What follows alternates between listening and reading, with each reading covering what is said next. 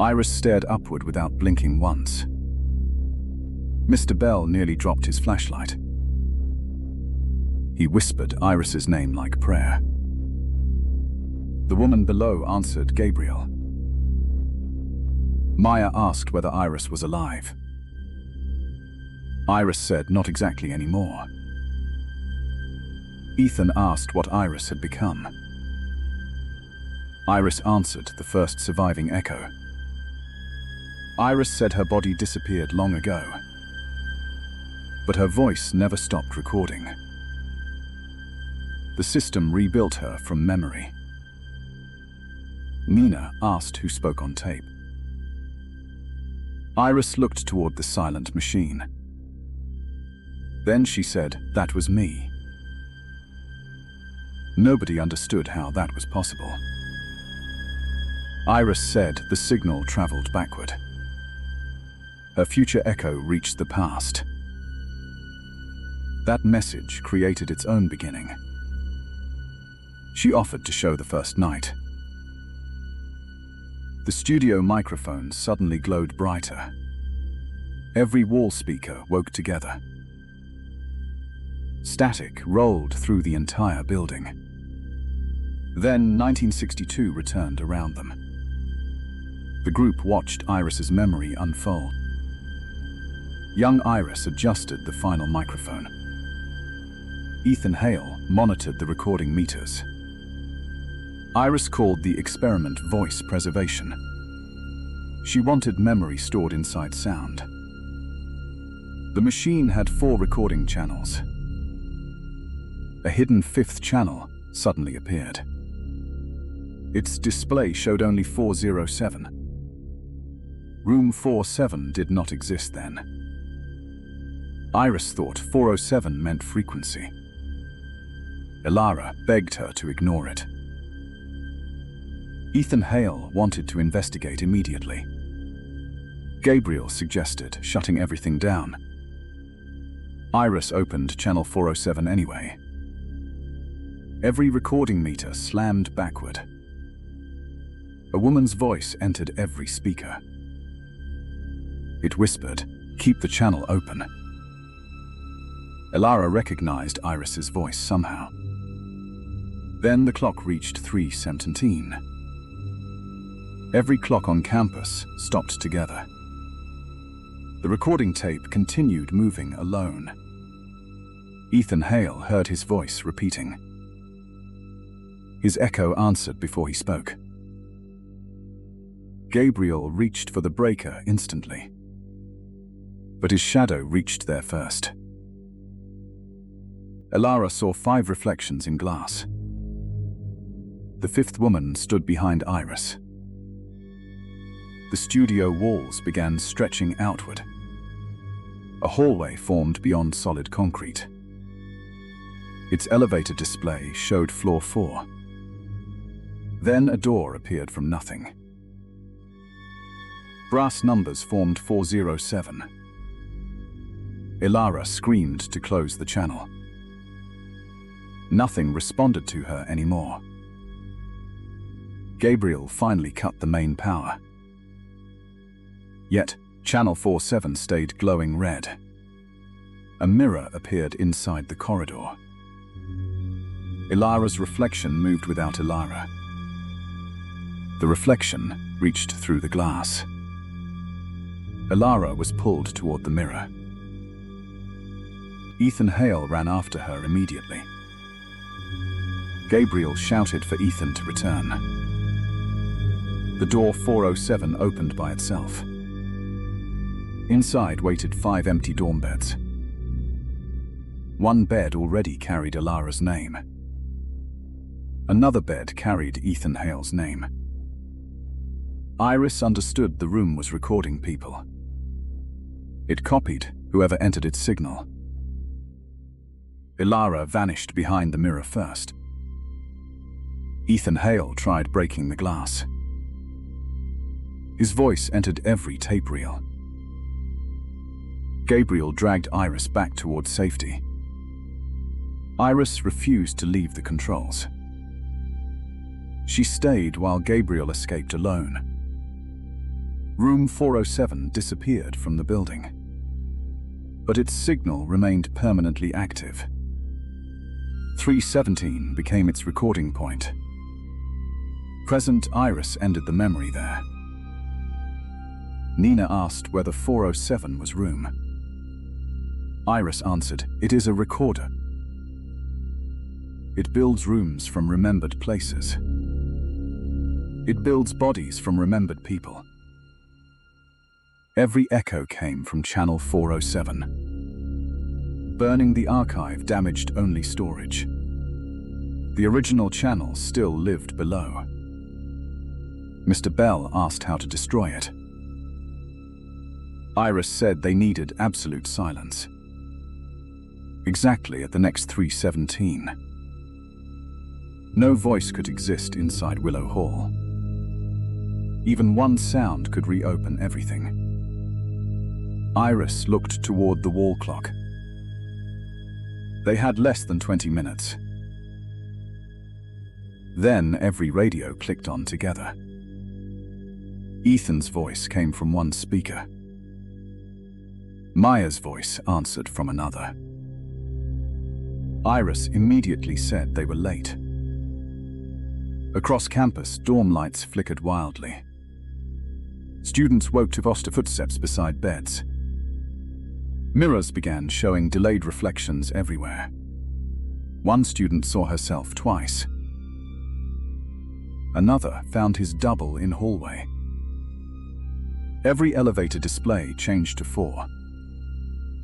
Mr. Bell ordered everyone toward Willow Hall. Iris could not leave the studio. She warned them not to trust anyone.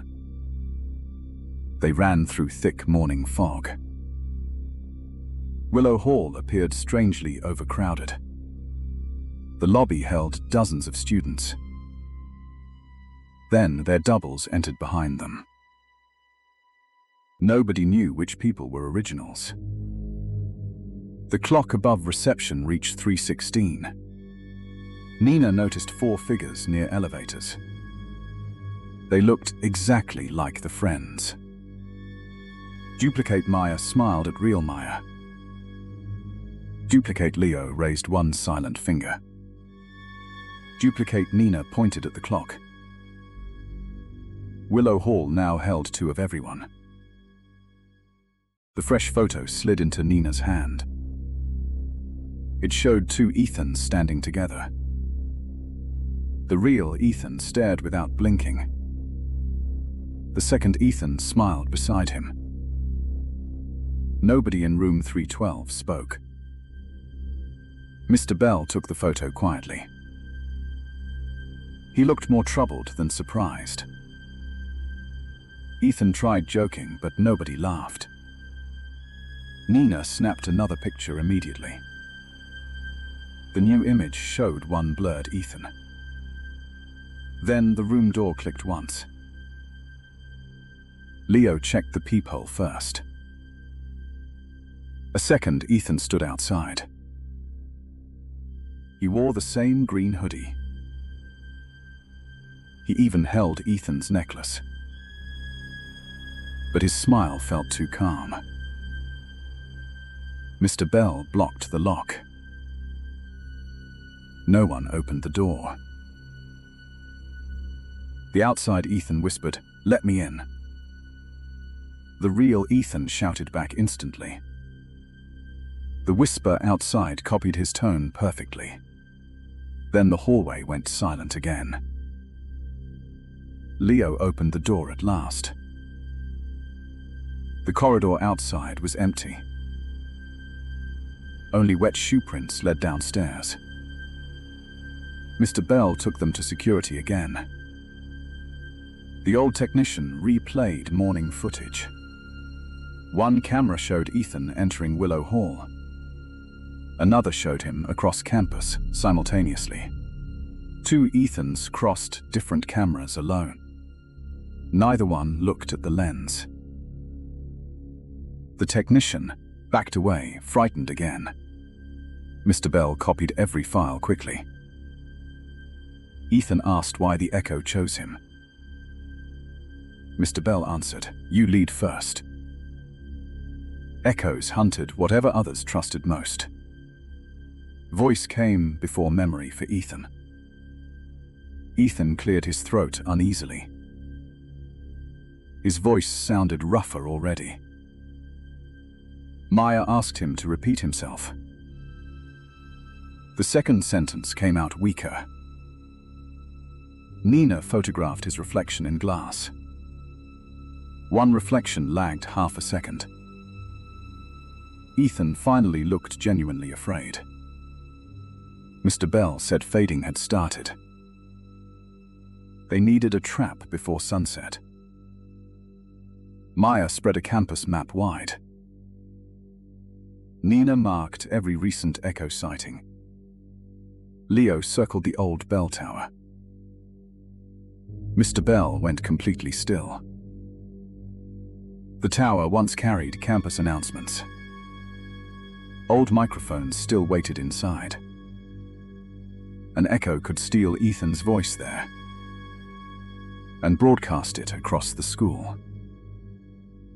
Then everyone might trust the wrong Ethan. The group left immediately for the tower. Storm clouds gathered above campus rooftops.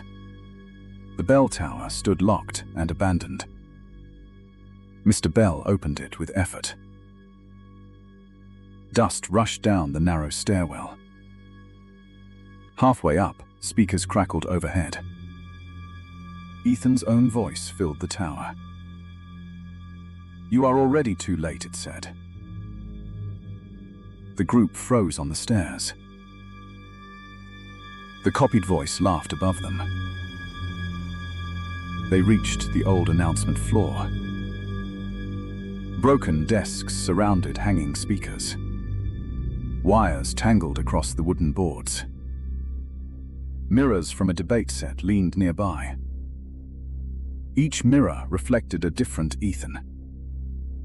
One stood near the control booth. Another waited behind dusty glass. A third leaned beside the microphone. The real Ethan stepped backward slowly.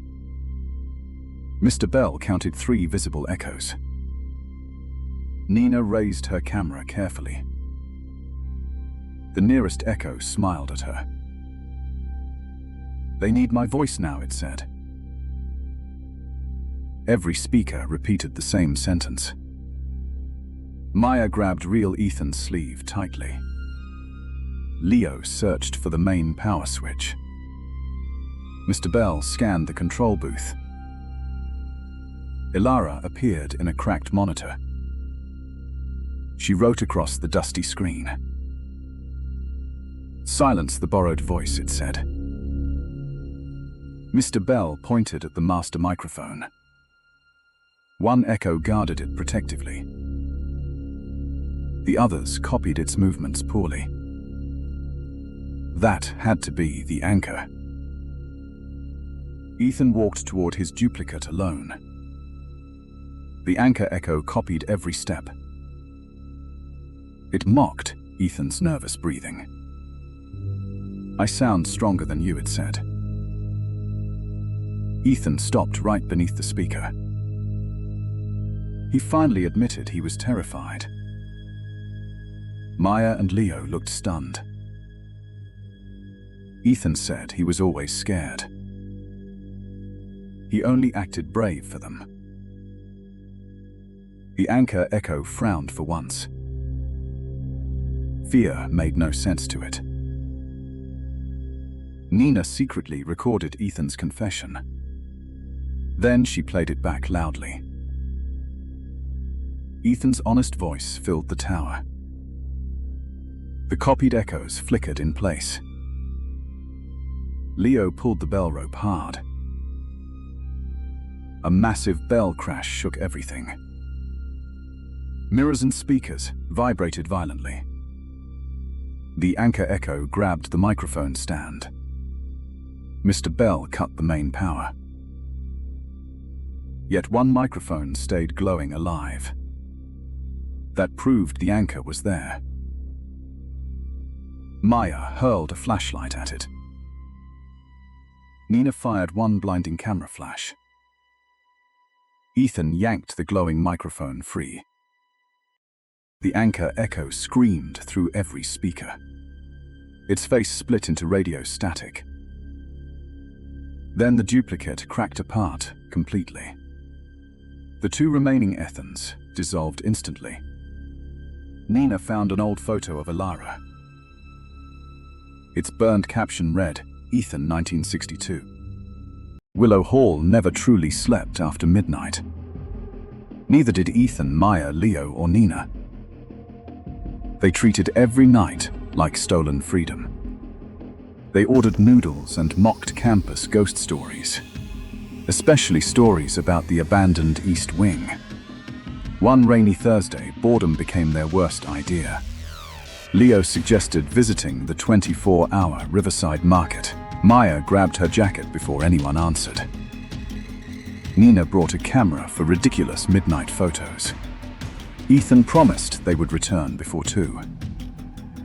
At 1:15, they quietly left Willow Hall. Rain polished every street into black mirrors. Their laughter echoed through the silent university district. The market glowed beneath one buzzing blue sign. Inside, an old clerk watched them without smiling. Then Nina noticed someone standing outside alone. A young woman waited beneath the broken awning. Her soaked hair covered most of her face. She wore an outdated blue dormitory cardigan. Maya assumed she was another stranded student. She pointed toward Willow Hall across the river. Ethan offered to let her walk beside them.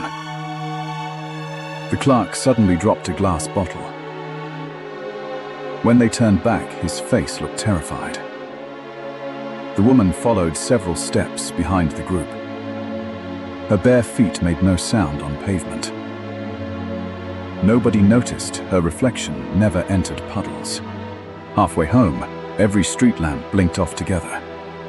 For 3 seconds, the city completely disappeared. When lights returned, the woman walked much closer. Nina photographed everyone, laughing at their fear.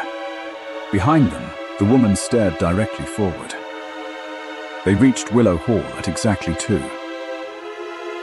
The security desk remained empty and dark. The elevator doors opened before Ethan pressed anything. The woman entered first, still saying nothing.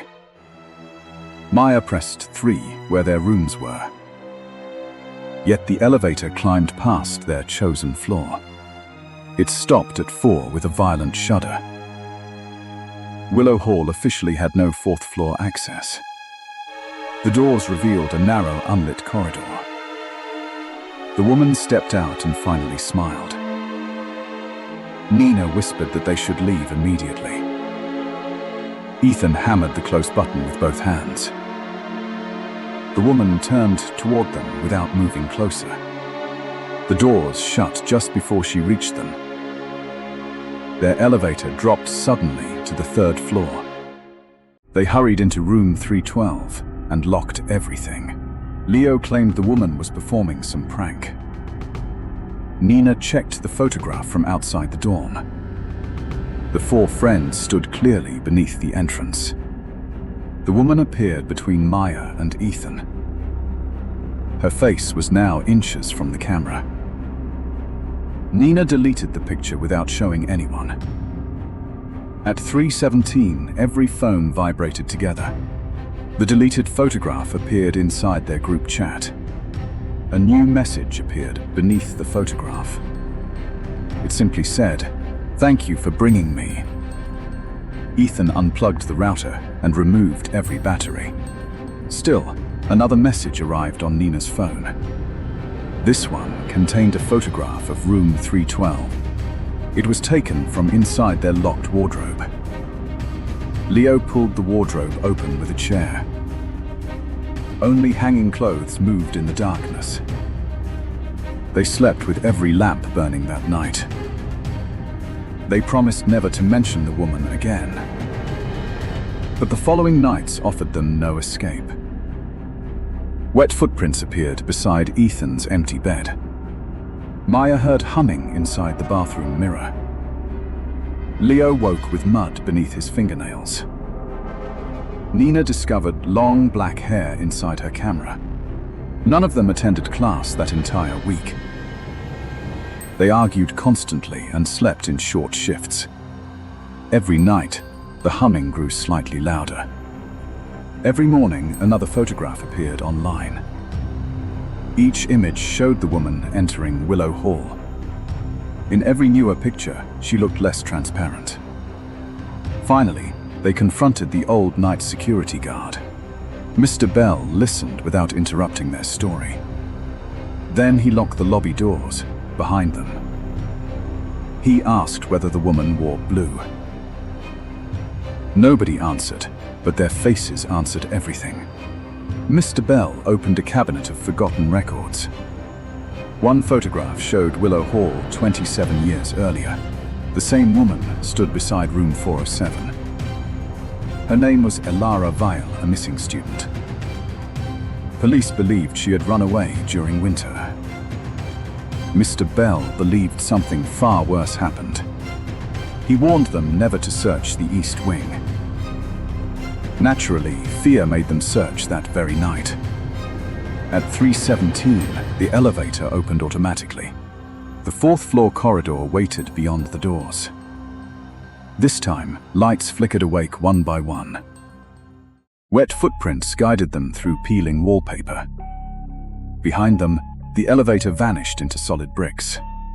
Leo tried running back, but the hallway stretched. Every door displayed the number 312. Their own room seemed repeated dozens of times. Maya began crying, unable to control her breathing. Nina followed the footprints toward a blank wall.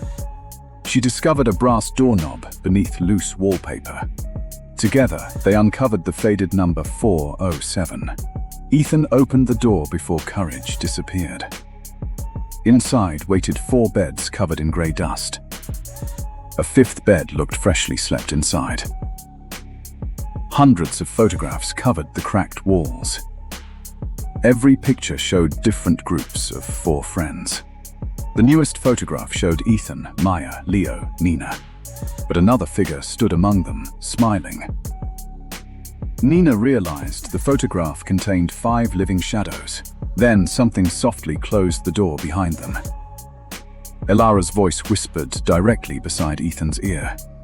"You brought me home, but one stays." All 4 phones displayed a live camera feed. The feed showed room 312 currently empty. Then Nina appeared on-screen, sleeping inside their room. The real Nina stood beside them, screaming silently. A second Nina slowly opened her on-screen eyes. She smiled and whispered, "Which one followed you?" The lights died as someone knocked from inside. The burned photo changed everything again. It showed Elara beside another Ethan. Its caption read, "Ethan, 1962. Ethan stared without recognizing anything. Nina photographed the evidence carefully. Mr. Bell studied the charred edges. He looked truly shaken this time. Willow Hall opened in 1962. Elara looked exactly the same there. That made no sense at all. Maya asked if Elara was immortal. Mr. Bell said the archives knew. Before dawn, they entered records. The old technician unlocked the room. Dust covered forgotten yearbooks everywhere. Nina placed the burned photo beside them. Leo searched every book from 1962. Maya checked faculty photographs nearby. Ethan touched the page with fear. One portrait stopped everyone cold. A boy named Ethan Hale smiled there. He had Ethan's exact same face. Even the messy hair matched. Ethan whispered that it felt wrong. Another page showed Elara nearby. She looked no older there either. Then she appeared in 1974, and again in 1989, and once more in 1997. She never changed across decades. Nina pinned the pages together. Every Elara photo seemed watching. Leo found a newspaper clipping. It mentioned a radio accident. 3 students vanished under Willow Hall. Only Ethan Hale stayed readable. Maya asked what happened below. Mr. Bell said nobody knew. Then Ethan heard static in silence. A strange memory flashed behind him. He saw microphones and white snow. He heard applause from nowhere. Then the vision suddenly vanished. Nina caught Ethan swaying on camera. His nose had started bleeding. Mr. Bell called it memory bleed. Leo found a basement map. A red mark circled sublevel B. Its label read Resonance Archive. The entrance hid behind shelves. Together, they shoved a cabinet aside. A steel door appeared behind it. Cold air breathed from the crack. The stairs descended below archives. Rusty pipes lined both walls. Ethan heard announcements below them. They sounded like his own voice. Maya held Ethan's wrist tightly. Leo counted doors as they passed. At bottom waited another hallway. Old-class photos covered both walls. One face repeated over and over. Ethan appeared in every decade. Sometimes student, sometimes young staff. Never older than 20 years. At the end stood glass doors. Gold letters named the archive. Inside waited reels and microphones. A huge speaker hung above. Rows of files circled everything. Each folder carried a student name. Several folders carried Ethan's face. Nina opened one with trembling hands. Inside was Ethan's schedule ahead. Another held Maya's missing memories. Leo found Nina's deleted photograph there. Someone was collecting their lives. Then the main console flickered on. A young man formed in static. He looked exactly like Ethan. He called himself Ethan Hale. He said the room preserved voices. It copied people worth following. Each generation fed the archive. Elara tried stopping it and failed. Hale said Ethan was next. He offered everyone else safe freedom. Maya called it a trap. Hale only smiled at that. Then speakers repeated Ethan's voice. It called his friends by name.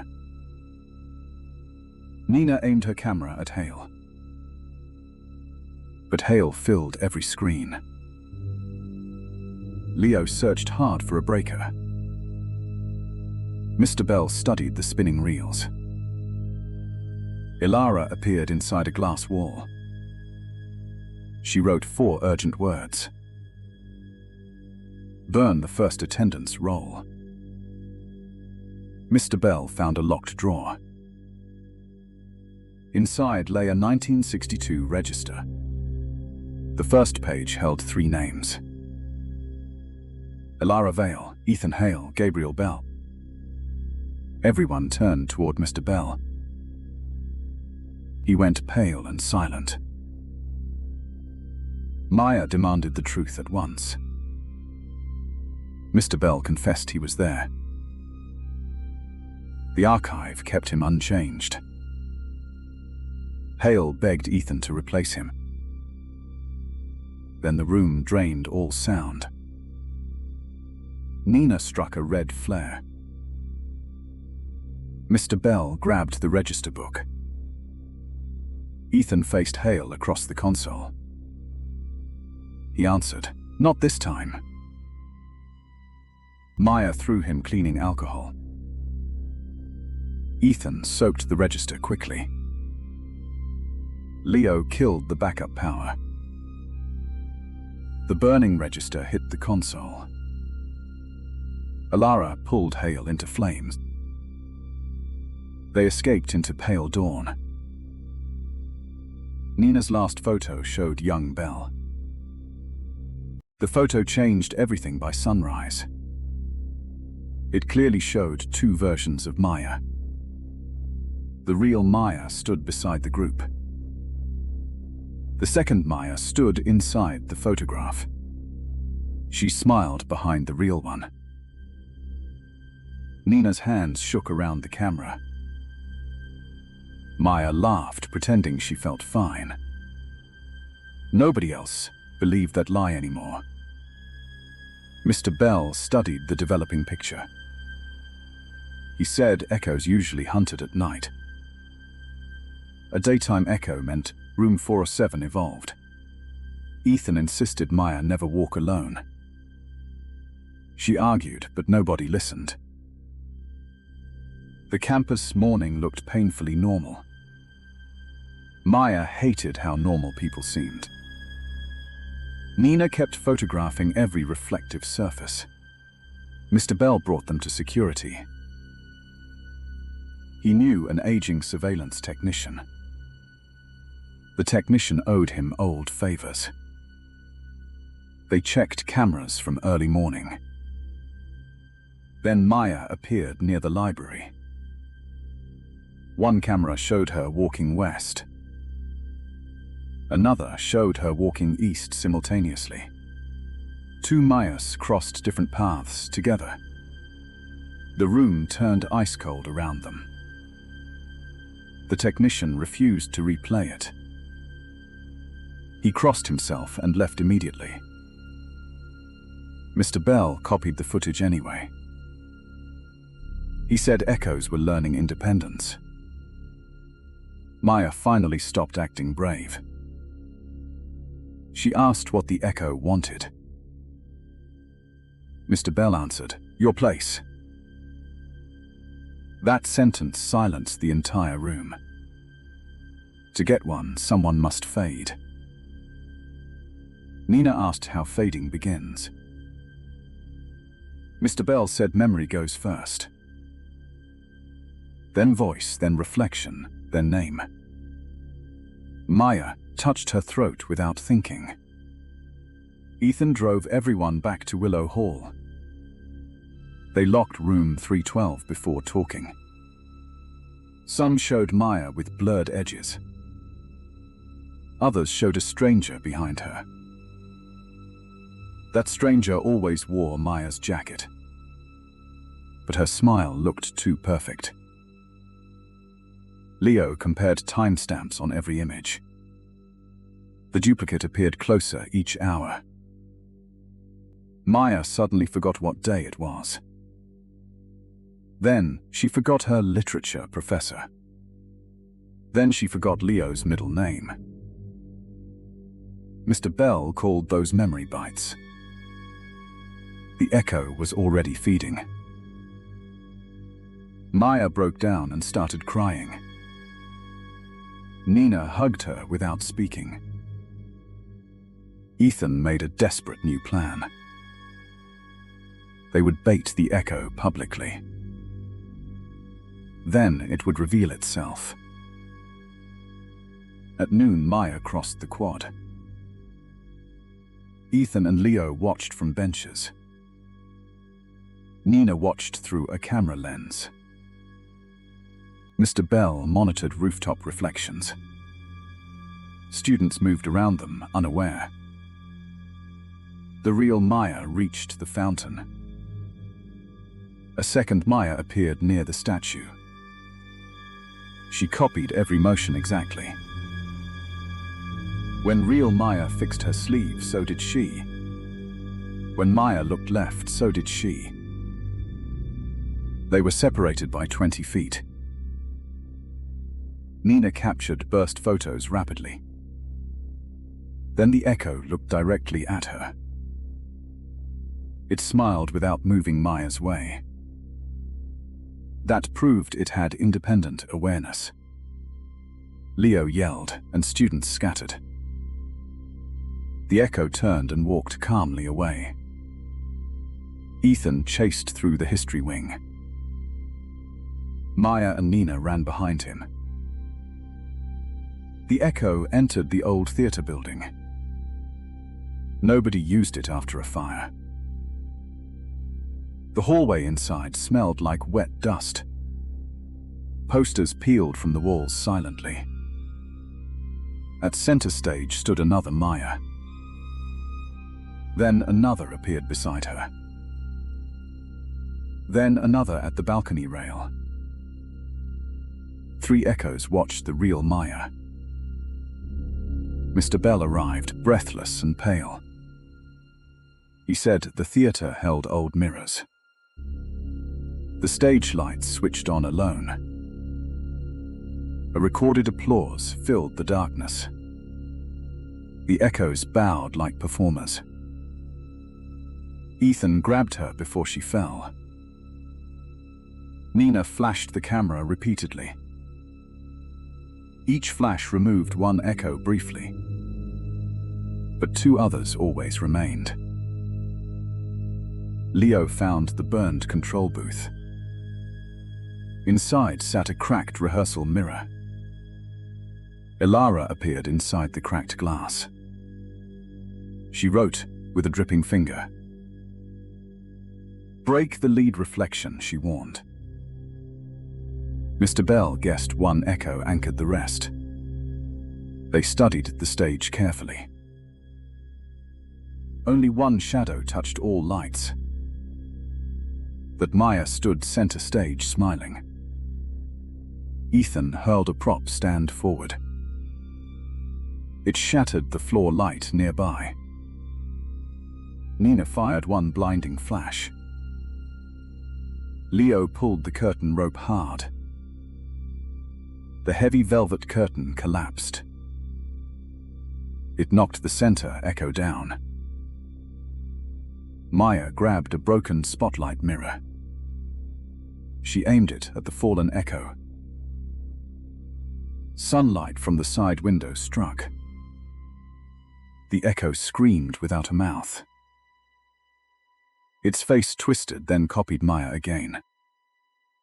Then it cracked like wet paint. The other balcony echoes dissolved instantly. Inside, silence dropped like a blanket. Real Maya could remember everything again. She even recalled Leo's embarrassing middle name.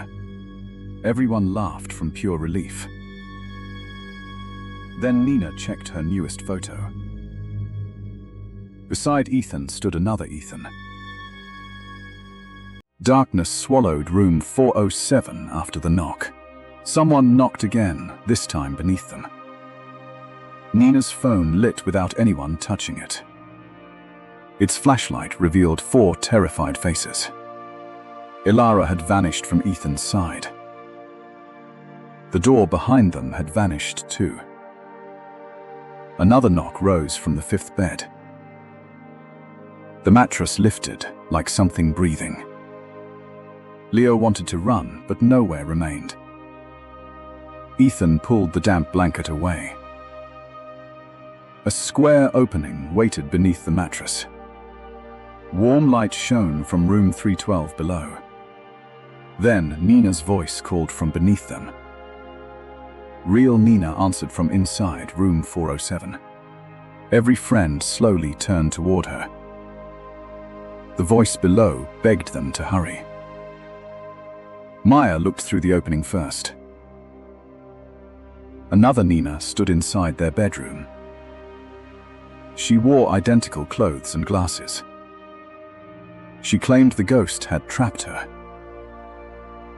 The walls began folding toward the group. Ethan forced everyone through the opening. Real Nina jumped down last. The passage sealed above her instantly. Now two Ninas faced each other. Both screamed at exactly the same moment.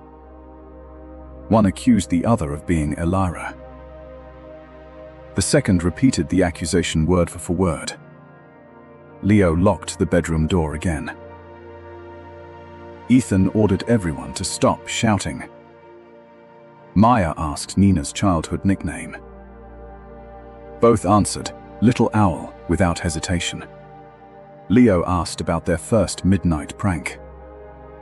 Both described his stolen red shoes. Ethan showed an old scar on Nina's wrist. Each Nina carried the same pale mark. Even their phone passwords were identical. Their fingerprints unlocked the same device. No test separated memory from imitation. Until Maya noticed the bathroom mirror. One reflection blinked slightly too late.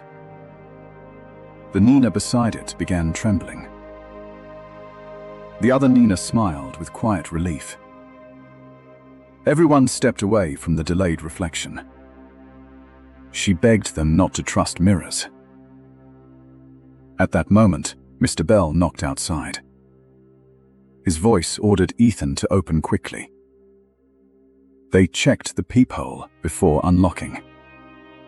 Mr. Bell stood alone, holding an old diary. He froze when he saw both Ninas. Room 407 made another echo, he whispered.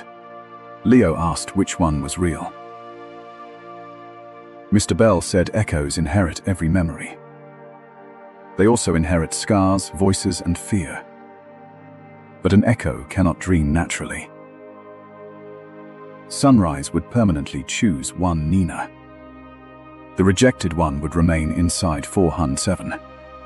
Choosing wrong would free the echo forever. Mr. Bell opened Elira's damaged diary. One page described the exact same nightmare. 27 years earlier, Elira had been copied. Her friends chose the smiling version. The real Elira remained trapped behind mirrors. That warning changed everything they believed. The ghost might have been protecting them. They placed both Ninas on separate beds. Maya covered every mirror with dark blankets. Ethan set alarms for 30 minutes. Both Ninas agreed to attempt sleeping. Nobody else dared close their eyes. The first Nina quickly drifted into sleep. The second remained awake, staring upward. Leo whispered that the answer seemed obvious. Mr. Bell warned them to keep watching. Suddenly, sleeping Nina began crying softly. She described snow falling inside room 407. She saw Elira pounding behind the mirror. Then she whispered a hidden sentence. The copy learned how to dream. Every lamp exploded into darkness. When emergency lights returned, both were awake. Each claimed the other had spoken. The covered mirror started shaking violently. Wet handprints appeared beneath the blanket. Maya pulled the blanket away despite warnings. Elira's reflection stood inside empty glass. She wrote 4 words across the condensation. Watch the one without breath. Ethan held cold glass beneath both mouths. The first Nina fogged it immediately. The second Nina's glass remained perfectly clear. Her frightened expression slowly disappeared. She lunged for Nina's camera, not them. The camera contained every photograph of Elira. Destroying it could erase their only evidence. Leo grabbed the strap before she escaped. The false Nina threw him aside effortlessly. Her shadow stretched toward the locked door. The real Nina ran behind Maya. Mr. Bell shouted for everyone to reach sunrise. The hallway clocks began spinning backward. Windows darkened as dawn moved farther away. Room 407 was stealing time itself. Ilara's reflection pointed toward the wardrobe. Ethan opened it and found the hidden corridor. The false Nina blocked their only path. Maya shone the camera flash into her eyes. For 1 second, the echo became transparent. Ilara reached through the mirror behind her. Ghostly hands dragged the echo backward. The friends rushed through the wardrobe corridor. Mr. Bell followed, carrying Ilara's diary. They emerged inside the abandoned east stairwell. Morning sunlight finally crossed the broken windows. The real Nina remained beside them, breathing. Behind glass, Ilara silently closed her eyes. They believed the echo was trapped again. Then Nina's camera printed one final photograph. It showed Maya walking alone across campus. Another Maya followed directly behind her. Dawn found everyone exhausted, shaken, and silent. Nina still gripped the final photograph tightly. Young Gabriel Bell stood beside Ilara there. The discovery changed every story Bell told. Ethan finally demanded Bell's real age. Mr. Bell suddenly looked ancient and tired. Maya told him to stop hiding everything. Leo quietly blocked the hallway behind Bell. Nina kept her camera recording the confession. Mr. Bell admitted his very first lie. He had never been only security. His real name was Gabriel Bell. Gabriel had entered Willow Hall in 1962. The dorm once hid a secret program. Officials called it the Resonance Program. 4 students joined the first experiment. Bell had always claimed only 3. Ilara Vale was one original participant. Ethan Hale became the second volunteer. Gabriel Bell himself became the third. Maya immediately demanded the 4th name. Bell refused to answer for several seconds. That frightened them more than any ghost. Ethan said the missing name mattered most. Bell finally admitted she designed everything. She drew the circuits and microphones herself. Her name was Iris Wren. Nina repeated Iris's name into camera. Bell looked genuinely terrified after saying it. Iris understood sound better than anyone. She believed every voice carried identity. She wanted voices to outlive bodies forever. Ilara believed the project felt deeply wrong. Ethan Hale trusted Iris without hesitation. Gabriel simply followed the others inside. Their first test changed Willow Hall forever. It began precisely at 3:17. That exact time never released the building. Maya asked why Iris was erased. Bell said Iris vanished after everyone else. He never found proof she actually died. That possibility terrified him for decades. He feared Iris could still hear everything. Nina asked what other secrets remained. Bell mentioned one final hidden locker. It waited above the abandoned radio room. Leo insisted they visit it immediately. Dark clouds were returning over campus. The group followed Bell through empty paths. They reached an abandoned brick annex. Its windows had been sealed for years. A faded sign still read campus radio. The swollen front door barely opened. Dust rolled through the stale studio. Broken microphones covered several old desks. Vintage posters peeled from damp walls. One entire wall displayed student photographs. Iris appeared inside almost every photograph. She always stood nearest the equipment. Belle quietly led them upstairs together. A cramped loft overlooked the studio. Belle knelt beside a rusted vent. He removed one tiny tarnished key. The key opened a hidden steel locker. Inside waited sealed boxes and tapes. Nina photographed every object before touching.